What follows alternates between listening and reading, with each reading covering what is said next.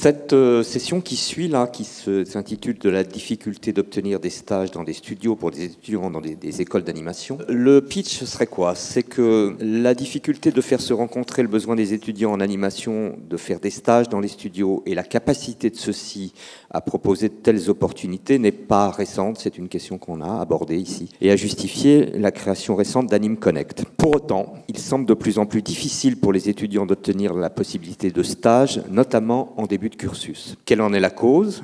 Comment y remédier?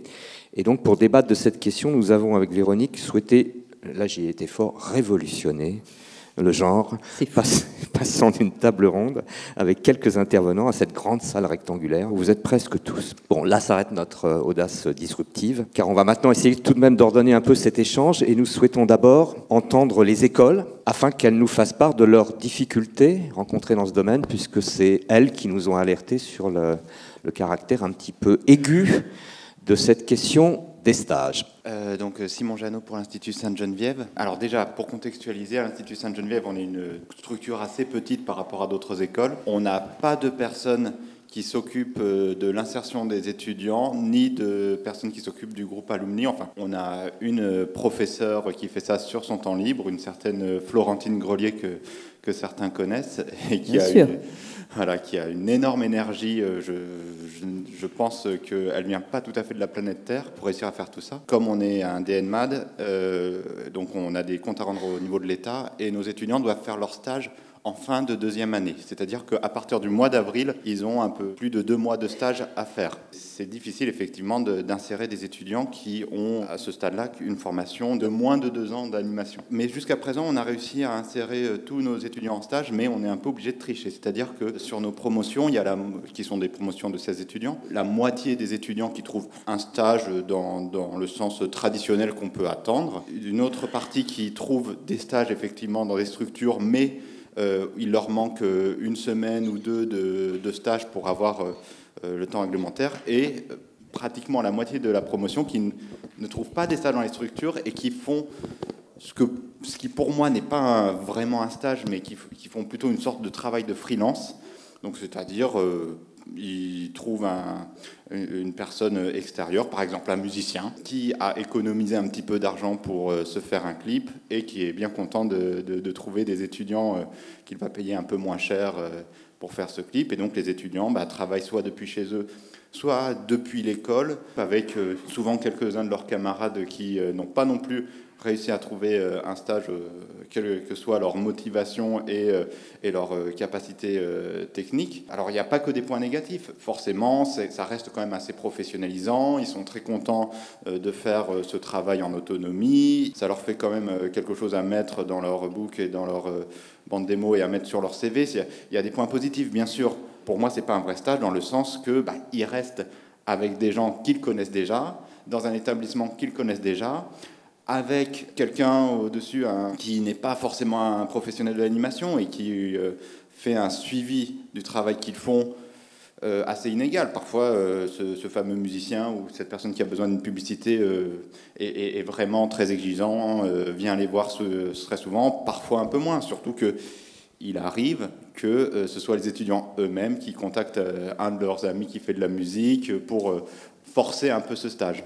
Donc c'est la difficulté. Est-ce que tu peux juste nous indiquer, avant de passer la parole à quelqu'un d'autre, si cette situation, elle devient de plus en plus difficile, ou c'est quelque chose que vous connaissez déjà depuis plusieurs années? C'est quelque chose qu'on connaît déjà depuis quelques années, mais effectivement, alors je ne suis pas à l'école depuis suffisamment longtemps pour répondre en profondeur à cette question, mais effectivement, c'est quelque chose qui a tendance plutôt à s'accentuer. Et jusqu'à présent, on a réussi à tous les caser en prenant sur notre temps libre, en prenant sur notre réseau, en prenant sur le réseau des étudiants qu'on met en place comme on peut.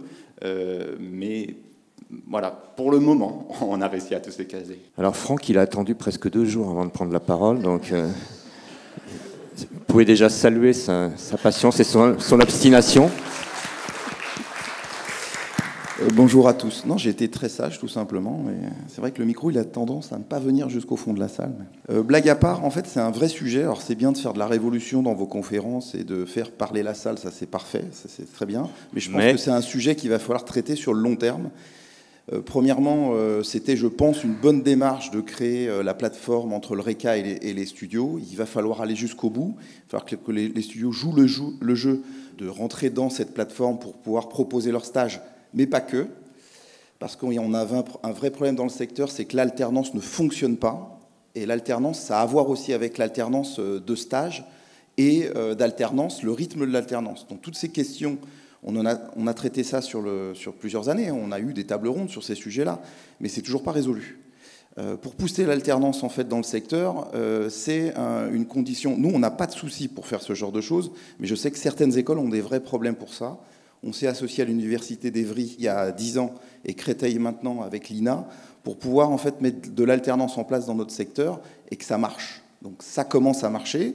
C'était difficile parce qu'il a fallu choisir les rythmes de l'alternance avec les entreprises. Et c'est nos partenariats étroits avec certaines entreprises qui ont marché dans un premier temps. Dès qu'on va commencer à monter dans les volumes, ça ne va plus fonctionner. Donc il va falloir faire rentrer dans les mœurs de notre secteur que l'alternance, ça peut fonctionner et que nos jeunes, ils sont prêts à faire ça. Parce que c'est aussi un moyen de financer en fait les études des jeunes, parce que l'alternance, c'est gratuit. D'accord ? Donc ça, c'est un vrai problème. Et sur les stages... il y a un vrai souci, et je pense qu'il faut vraiment qu'on se le mette sur la table et que ça soit une table ronde complète.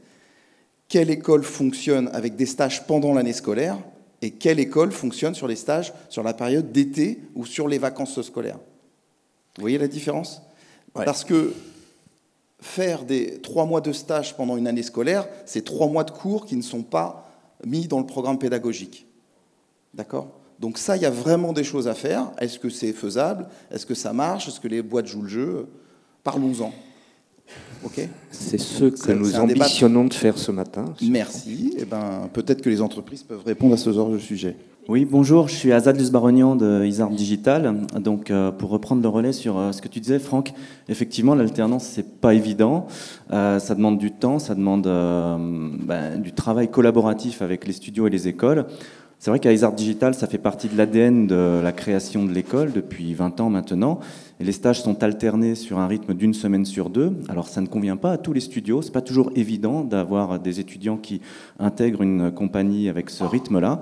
Mais il y a des solutions qui sont mises en place et il y a des solutions qui sont proposées aux différents studios qui nous accompagnent depuis tout ce temps, puisqu'on a un service relations entreprises qui aide les entreprises, notamment sur les questions administratives aussi, qui peuvent paraître assez lourdes, entre des contrats pro, des contrats d'apprentissage maintenant, et le rythme de stage alterné. Donc ce sont des vraies possibilités pour les studios, et d'ailleurs je les remercie, celles et ceux qui sont présents aujourd'hui sur ces quelques jours, de travailler avec l'école sur ces questions d'intégration dans les studios, notamment sur une période où on le sait, c'est difficile de recruter et surtout de fidéliser. Le stage en alternance, c'est le meilleur moyen de fidéliser un jeune qui se forme aux méthodes de studio et à la philosophie de fabrication. Donc, si vous voulez fidéliser vos futurs collaborateurs, considérez ce mode opératoire de stage, quelles que soient les écoles, mais venez nous voir et on vous accompagnera dans ce process parce que c'est le meilleur moyen de former les gens à vos méthodes de fabrication. Bonjour à tous. Déjà, j'espère que vous avez passé une bonne nuit suite à la soirée d'hier, qui était chargée en cognac. De quoi tu parles? Je me présente, je m'appelle Jean-Baptiste Marchand, je suis enseignant à l'École Estienne, qui est une formation publique d'éducation dans le cinéma d'animation. Mon intervention, elle va être très courte parce qu'en fait, j'aimerais juste donner une information et contextualiser un peu les choses sur les formations de DNMAD en France. Pour faire l'historique rapidement, avant on était sur des DMA, donc des diplômes des métiers d'art qui étaient des formations en 2 ans. Donc on devait former les étudiants sur 2 ans avec un stage en première année qui était tout aussi difficile à trouver parce que les étudiants arrivaient dans les écoles avec soit un bac à appliquer, soit une mana à l'époque, et on se rendait compte que beaucoup d'entre eux n'avaient pas toutes les compétences acquises pour entrer dans les studios, et si c'était le cas, c'était tout aussi compliqué pour eux d'intégrer les structures. Comme vous le savez et comme les étudiants le savent, il y a peu de... On va dire, il y a peu de réponses en fait. Donc souvent, et c'est pas quelque chose à faire, mais malheureusement on le fait, on les encourage à harceler, ce qui n'est pas chose dans le contexte actuel très sain. Malheureusement, on leur dit d'envoyer des mails et parfois ça se solde sans réponse. Donc ça, c'était pour le contexte des DMA. Et aujourd'hui, dans le nouveau monde, avec le DNMAD, maintenant la formation s'étalonne sur 3 ans. Donc on a des des étudiants qui sortent directement du lycée de filière générale. Et la première année est concentrée plutôt sur les études techniques de pur dessin, c'est-à-dire perspective, anatomie, dessin analytique et ce genre de choses, avec la mention spécifique à l'animation, parce que les DNMAD sont étendus sur différentes formations, que ce soit illustration, typographie, blablabla. Tu es en train de nous spolier la conférence sur l'enseignement public. Je vais très vite pour vous dire qu'à ça se rajoute une difficulté supplémentaire qui est un stage en première année de cursus et qui est quelque chose d'assez aberrant, je vous le concède, c'est qu'on leur demande de faire un stage d'observation d'une semaine dans des studios d'animation. Voilà, donc ça c'est pour vous dire que ça rajoute une difficulté supplémentaire pour nos étudiants qui sont en première année de formation. Voilà, et je vais m'arrêter là. Bonjour, Cécile de l'école Wetsum. Nous, on forme licence et master. Le stage obligatoire a lieu en 4e année. Ça veut dire que les étudiants peuvent tout à fait partir en stage en 3e année, mais c'est hors année scolaire. Donc ça, c'est sur leur volontariat. Mais donc le stage se passe en 4e année, de février à juin, juillet, août, septembre, en fonction des stages qu'ils trouvent. Donc jusqu'ici, on a des petites promotions et j'aimerais bien que ça se conserve de 14 étudiants. Ils n'avaient pas de difficulté à trouver des stages. Depuis le Covid, je remarque qu'ils ont mis plus de temps à partir. C'est-à-dire, ils partent plus forcément au mois de février, mais ça arrive au mois de mai, juin. Ils ont plus de difficultés parce que visiblement, les retours que j'ai eus des studios, c'était pas vraiment de stagiaires, mais plutôt des seniors, à la rigueur des juniors. Moi, ce qui m'inquiétait un petit peu plus, en ce qui nous concernait, c'était les conditions de travail, parce que beaucoup d'étudiants sont ravis de rester à la maison, bizarrement, et de ne pas aller en studio, alors que c'était toute l'importance aussi, de mon point de vue, des stages. Et en fait, le boulot en remote, je ne le favorise pas, mais en plus, ça veut dire sur leur propre matériel, à l'école ou chez eux. Donc, moi, j'étais vraiment pas favorable à ce contexte de travail. Est-ce que ça crée aussi, donc, je dirais, des différences de parcours entre les étudiants, entre ceux qui vont trouver des stages et ceux qui ne vont pas les trouver, voire de validation des diplômes? Alors oui, non, ils doivent absolument valider le stage pour valider leurs ECTS et passer le diplôme de 5e année. Donc bien sûr, on a toujours des trucs et astuces pour faire un stage. Enfin, de toute façon, il y avait de multiples expériences. On a aussi bien des étudiants qui sont généralistes, d'autres qui font de l'animation, d'autres qui font du rendu, du rig, et ceux qui ont une posture un peu plus d'auteur et qui aimaient même être assistants d'artistes ou de réalisateurs, mais sur des projets qui ne vont pas être dans la sphère industrielle, mais plus, on va dire, hybride, exposition, art contemporain, par exemple. Donc, on peut faire ce stage aussi dans ce cadre-là. Mais oui, cette année, par exemple, il y en a 2 sur 14 qui sont partis très tardivement.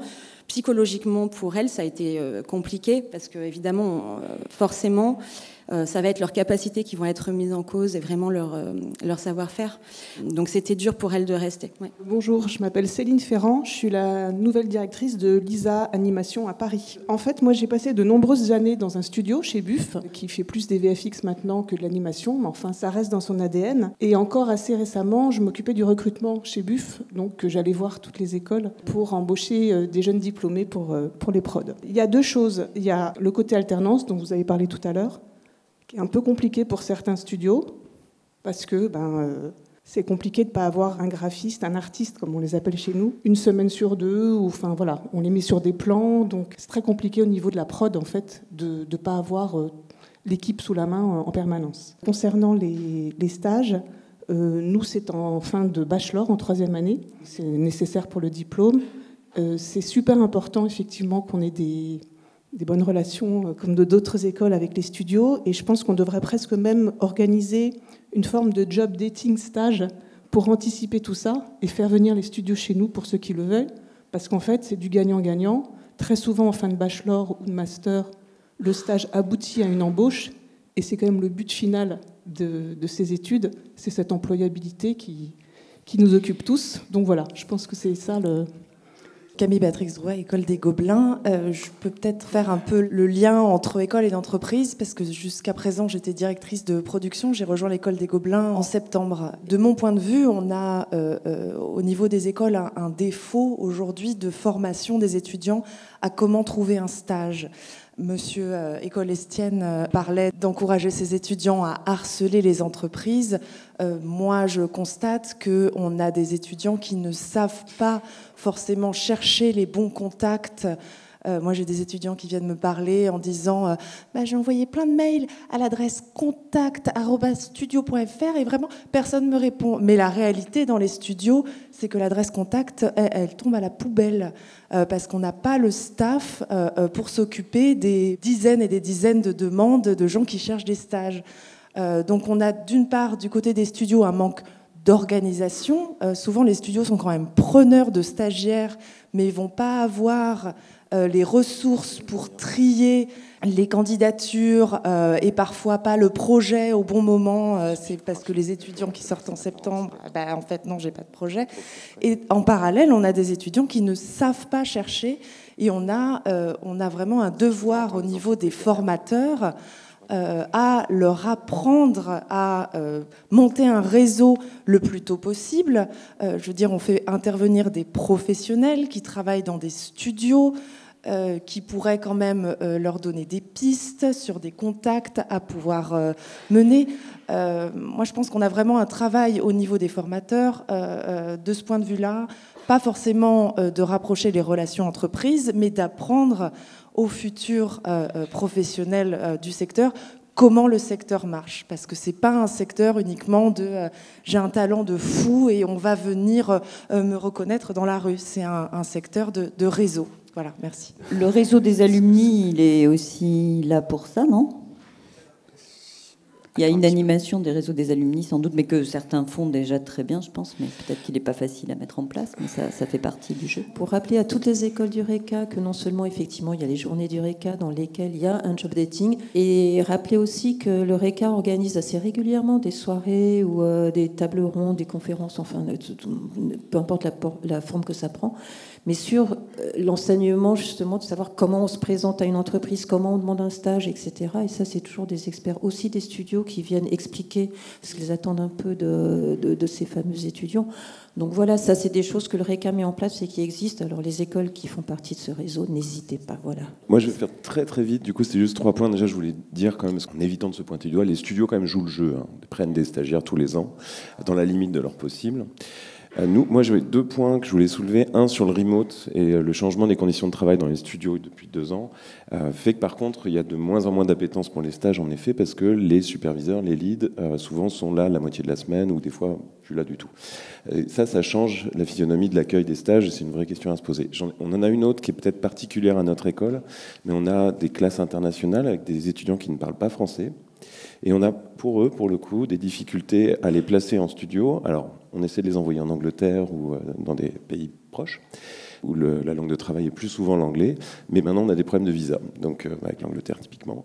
Donc c'est un problème aussi dans les studios, voilà, je vous le dis juste, et aussi des écoles qui cherchent des stages dans un contexte anglophone parce que nos étudiants parlent anglais. Merci Simon. Stéphane Lebars, il y a 1 an, ici même, nous présentions ce nouveau dispositif qui était Anime Connect. Et si je comprends bien, il n'a pas totalement répondu à l'attente que certains, d'aucuns, tous peut-être, mettaient dans cette proposition. Est-ce que toi, tu es en mesure d'en tirer un bilan aujourd'hui de votre point de vue, avant de passer la parole donc, aux entreprises ? Merci pour toutes ces interventions. Je voudrais rappeler un peu le contexte déjà de création d'Anime Connect il y a maintenant presque 18 mois ou presque 2 ans, parce qu'en fait, c'est une initiative qui est née d'un constat partagé entre quelques personnes qui avaient une volonté de faire des choses pour répondre effectivement à une situation. On était en pleine pandémie, la difficulté accrue de trouver des stages. Donc il y a quelques personnes qui se sont mobilisées. Anne-Sara chez nous, Christine Oreca, Géraldine chez Magélis, pour se dire voilà comment on peut organiser la rencontre entre des étudiants et les entreprises. Donc Anime Connect est né de cette volonté de créer du lien entre ces 2 mondes.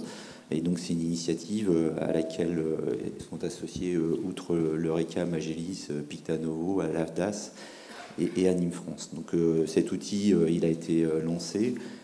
Force est de constater au jour d'aujourd'hui qu'il n'a pas répondu à l'ensemble de nos souhaits. Alors, du côté des étudiants et des écoles, donc ça concernait à ce stade exclusivement les écoles du RECA. Donc il y a une première question, c'est qu'en dehors du RECA, il y a d'autres écoles.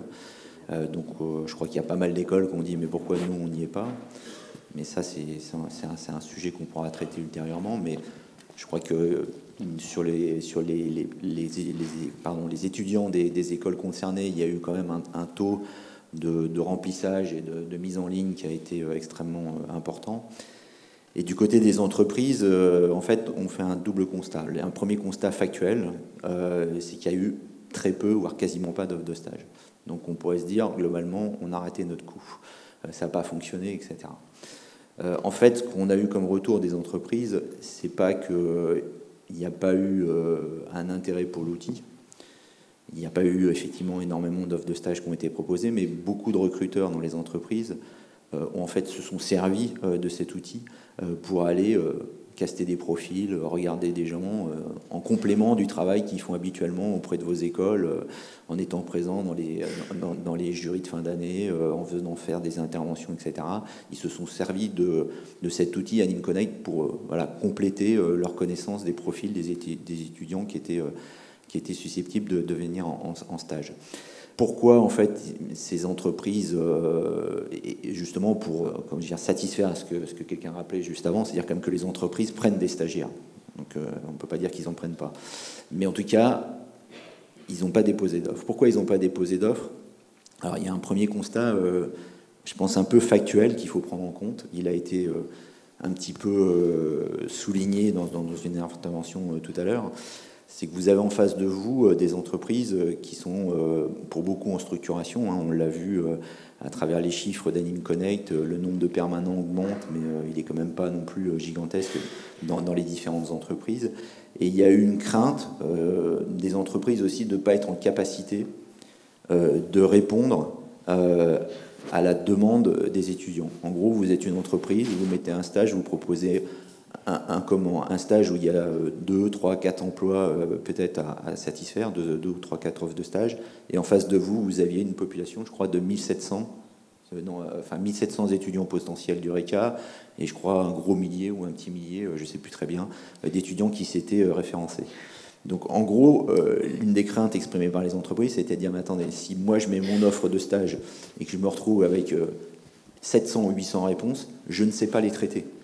Je ne sais pas les traiter et je ne veux pas me retrouver dans une situation, surtout dans un contexte de plein emploi aujourd'hui, où je suis à la recherche de talents, avec un bad buzz, en gros, sur ma société qui dit, globalement, il a mis une offre de stage, on a répondu, ils n'ont pas répondu, ils n'ont même pas daigné nous envoyer un mail, etc., pour nous dire, nous avons bien reçu votre candidature, nous l'avons examinée, nous remercions, etc. Donc, en gros, les entreprises ont dit, nous, on ne veut pas s'exposer par rapport à ça. Donc ça, il y a un problème qu'on n'avait peut-être pas anticipé dès le départ, je dirais, par rapport à la capacité des entreprises à gérer un afflux de demandes qui est lié au nombre d'étudiants qui sont en place. Après, je termine juste pour aussi mettre un point en avant. Ce qu'on a constaté aussi en se penchant un petit peu sur le sujet, c'est que en fait, vous avez en face de vous un nombre d'entreprises qui est relativement limité. On l'a vu, il y a 166 entreprises actives dans le secteur. Globalement, vous avez moins d'une centaine d'employeurs potentiels, en réalité. L'État impose un certain nombre de quantums par rapport au stage. Pas plus de 3 stagiaires quand on a moins de 20 personnes en effectif, 15%, etc., quand on est à plus de 20. Et en fait, quand vous faites des maths, tout simplement, vous vous rendez compte que, globalement, avec toute la bonne volonté du monde, les entreprises ne peuvent pas, aujourd'hui, accueillir, faire face à la demande de stage qui émane de vos écoles. Et là, on était sur 1700 étudiants potentiels RECA, mais si on élargit à toutes les écoles hors RECA qui viennent frapper également à la porte des entreprises, vous avez potentiellement 2500 étudiants qui peuvent venir demander des stages. Et les entreprises, mathématiquement et juridiquement, de toute façon, ne peuvent pas les accueillir. Donc il y a une vraie question sur ce point, on a des contraintes, vous et nous, et ça, il faut vraiment en prendre conscience, et je pense que les uns et les autres, on ne s'était peut-être pas forcément mis face aux maths et aux résultats des maths. Alors, on va prendre 2 dernières interventions. François, qui était dans la liste. Oui, bonjour, François Perrault, Superprod à Angoulême. En fait, il y a plusieurs points dont on a parlé. C'est un peu fort, non? Ouais. Il y a plusieurs... Ouais, j'ai éloigné le micro un peu. Il y a des gens qui ont mal à la tête, François, rappelle-toi. Déjà, par rapport à ce que tu disais, Franck, déjà l'alternance. Alors nous, on prend régulièrement des gens en alternance. On en prend à peu près 1 à 2 par an en animation. C'est un coût pour l'entreprise, c'est pas simple. Et en effet, je ne sais plus qui est-ce qui le disait, mais c'est important que l'école puisse s'arranger avec l'entreprise pour avoir, par exemple, l'alternant en début de cursus et en fin d'année, et puis laisser, en gros, le temps au milieu à l'entreprise. Parce qu'une semaine sur 2, Azad, tu le disais, c'est pas possible. Pour nous, c'est pas possible. C'est pas gérable. Mais en tout cas, nous, on le fait. Il y a des aides, évidemment, qui favorisent cela. Il y a des aides de l'État. Mais ça reste quand même un coût pour l'entreprise. Donc, c'est pour ça qu'on en prend 1 à 2 par an, parce que c'est pas simple. Et dans le but, évidemment, après, de les fidéliser, de les garder pendant 1, 2, 3 ans, voire plus, quand c'est possible, quoi. Pour les stages, ce que tu disais, c'est vrai aussi, c'est que on fait pas d'offre de stage. Enfin, moi, j'en fais pas parce que dans ces cas-là, on va être noyé sous les réponses et ça, ce serait difficile à gérer pour des stages. Et on a beaucoup de toute façon de propositions qui viennent directement des écoles ou des étudiants. Et ce que tu disais aussi, que les entreprises, enfin, j'en sais rien pour les autres, mais nous, par contre, non, on s'est organisé. Et à chaque superviseur de département, toutes les demandes, ils prennent un temps spécifique et toutes les demandes en général de stage ou même d'emploi plus généralement vont directement aux personnes. Il y a une présélection qui est faite et eux après, c'est pas eux qui répondent directement, mais ils présélectionnent ceux à qui ça peut être intéressant, quoi. Donc là, il y a quand même un retour. Je pense pas que la plupart des entreprises les mettent à la poubelle. Au contraire, c'est notre intérêt en effet de les prendre en compte. Quant aux stages eux-mêmes, proprement dit, alors c'est vrai que les stages d'observation, moi je trouve pas ça très intéressant des gens après 1 an ou 2, parce qu'en fait, faut savoir que des stagiaires, ça monopolise des gens pour les mentoriser aussi au sein de l'entreprise, donc des gens compétents, des gens qui pendant ce temps-là évidemment ne travaillent pas. Et puis nous ce qu'on fait, c'est en animation, je prends beaucoup de stagiaires en dernière année pour 2 mois, et avec 1 mois où sans stress aucun, du coup ils font l'éponge, ils absorbent toutes les informations, ils voient le style, etc. Ils prennent tout, enfin voilà, ils n'ont aucun stress. De 1 à 2 semaines où ils se mettent un peu dans le truc, et 2 semaines en simulation de production, où là, après, en général, on les embauche directement en contrat junior, évidemment, quoi, mais c'est comme ça qu'on procède. Merci François. Véro, je crois qu'il faut qu'on gère le temps, ça nous incombe. Oui, c'est ça, en fait. Donc, alors, juste une remarque de Franck qui disait qu'effectivement, il y a un format maintenant, il passe de l'alternance. Il est trop fort. Je suis faible. Non, mais en fait, il y a un format d'alternance qui coûte pas cher. Enfin, voilà, moi, dans ma petite micro-entreprise, j'ai une alternante et ça me coûte vraiment pas cher. Donc, il y a l'apprentissage, tu vois, par exemple, mais je comprends que voilà, il y a deux formats différents. Le coût est quand même assez minime pour une entreprise, mais bien sûr le temps et l'encadrement toujours important. Peut-être Céline, avant, ce que j'ai envie de proposer là, à brûle pour point, puisque peut-être on sera... C'est comme ça, toi, à brûle pour point. Ouais, comme ça, et sans concertation avec toi en plus.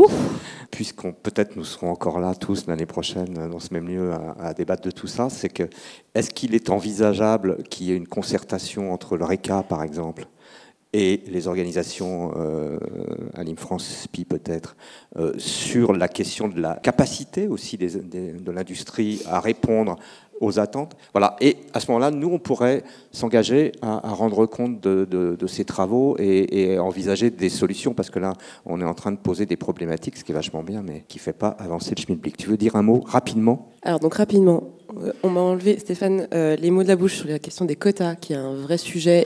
Et je disais hier, notamment, que quand j'entends le secteur qui veut doubler les formations, machin, je pense que c'est une idée terrible. En fait, il faut déjà caler les étudiants qu'on a actuellement.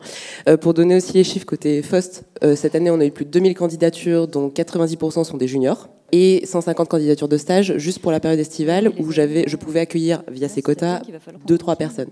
Et je rajoute aussi que dans les quotas comptent les alternances. Donc quand on prend, là moi j'ai 2 alternants actuellement, donc, et j'ai 6 places, si je regarde sur mes équivalents temps plein, j'ai 6 places à l'année, déjà ça me laisse plus grand chose sur les stages, quoi. Alors qu'on a un studio qui, bon, on n'est pas Illumination non plus en termes de taille de studio, mais de taille moyenne, où on aimerait bien faire plus de place à ces stagiaires. Donc, et je rejoins, et pour rebondir sur ce que disait sur Camille, sur l'analyse des candidatures aussi, ça fait une petite dizaine d'années maintenant que je bosse dans le secteur, j'ai l'impression que, alors il y a eu une tentative avec Anim Connect, que j'étais la première à être très enthousiaste, mais bon, hormis Anim Connect, il n'y a rien qui bouge en fait côté entreprise sur comment comment on analyse les candidatures. En effet, on est encore quand même beaucoup sur le système boîte mail où tout se perd avec Gmail, où c'est un enfer pour filtrer les candidatures et les retrouver plus tard. Donc je parle des stages, mais en fait c'est de manière générale. En fait, actuellement, quand quelqu'un postule dans une entreprise, c'est super compliqué de retrouver ces profils-là, quoi. Non, bonjour Stéphane, TAT. Non, ça fait plusieurs fois qu'on dit que les entreprises ne répondent pas aux mails.